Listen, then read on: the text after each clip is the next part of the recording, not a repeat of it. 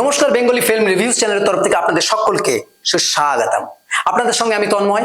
আজকে রিভিউ প্রজাপতি। প্রজাপতি ছবিটি পরিচালনা করেছেন অভিজিৎ সেন। এর গল্পটি ছোট্ট করে বললে, দেব কমিটেড, সে বিয়ে করবে না। তার বাবা মিঠুন চক্রবর্তী চায় সে বিয়ে করুক, কারণ সে একা।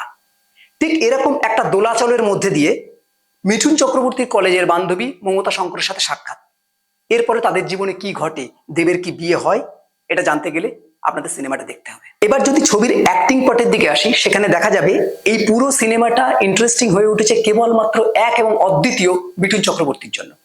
এই সিনেমাটা কোথাও যেন মিঠুন কেন্দ্রিক সিনেমা হয়ে গেছে, এখানে দেবের সিনেমা নয়, এটা বলা যেতে পারে। এছাড়া মিঠুন চক্রবর্তী যেভাবে প্রতিটি সিনকে, প্রতিটি কমেডিকে জাস্টিফাই করেছে, পুরো সিনেমার কমেডি যেন একা তিনিই পুল ওভার করে নিয়েছেন।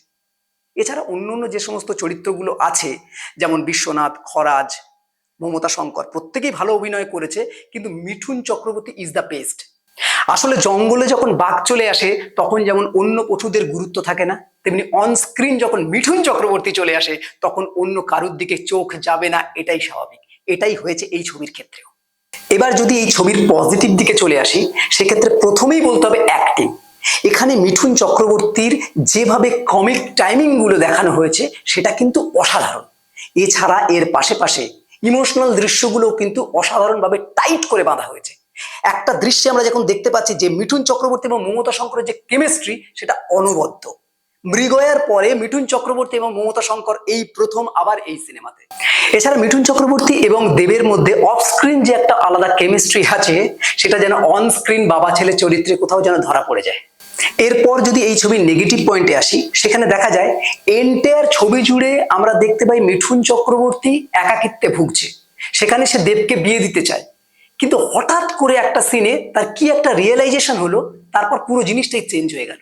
এটা কিন্তু গ্র্যাজুয়ালি হয়নি, হঠাৎ করে হয়, সেটা আমাদের খুব চোখে লাগে। এমনকি দেবের যে মোটিভেশন ছিল আমি বিয়ে করব না, এটা যেন হঠাৎ করে একটা গানের মধ্যে দিয়ে বদলে যায়। এগুলো এত তাড়াতাড়ি হয়, এত হঠাৎ হয় যে আমাদের চোখে লেগে যায় এটা।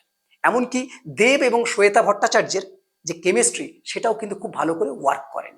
এই হলো এই সিনেমার নেগেটিভ পয়েন্ট। বাকি সিনেমাটা অনবদ্য, আপনারা অবশ্যই সপরিবারে যান এবং দেখে আসুন। এই হলো ওভারঅল সিনেমা রিভিউ। এরকম আরো নতুন সিনেমা রিভিউ জানতে বেঙ্গলি ফিল্ম রিভিউজ দেখতে থাকুন। আপনাদের গুরুত্বপূর্ণ মতামত আমাদের কমেন্ট বক্সে অবশ্যই জানাবেন। Bengali film reviews social media available আছে, সেখানে আপনারা আমাদেরকে ফলো করতে পারেন। বাংলা সিনেমাকে এগিয়ে রাখুন, বাংলা সিনেমার পাশে থাকুন। Thanks for watching.